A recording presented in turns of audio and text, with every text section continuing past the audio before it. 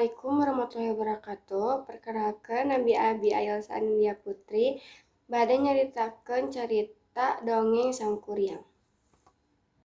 Sangkuriang nyata salah sahiji dongeng anu kasohor ti Jawa Barat anu nyaritakeun cerita asmara antara Sangkuriang jeung indungna sorangan.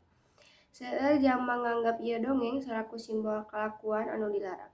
Salianti eta oge minangka pepele supados masyarakat teu ngalakukeun nu teu luyu jeung norma. Caritana, nalika Dayang Sumbi manggihan sasebenarna Sangkuriang, manehanana mutuskeun mere tugas lengkep teu mungkin sakumaha kayaan kawinan maranehanana. Sangkuriang kudu ngawangun hiji danau sarta rengse eta sapeuting. Meunang pitulung ti makhluk gaib, Sangkuriang ampir maot hasil rengse tugas. Tapi Dayang Sumbi ngancurkeun ranjang Sangkuriang dipake deui. Tadi peuting rengse tugas Sangkuriang teu hasil rengse.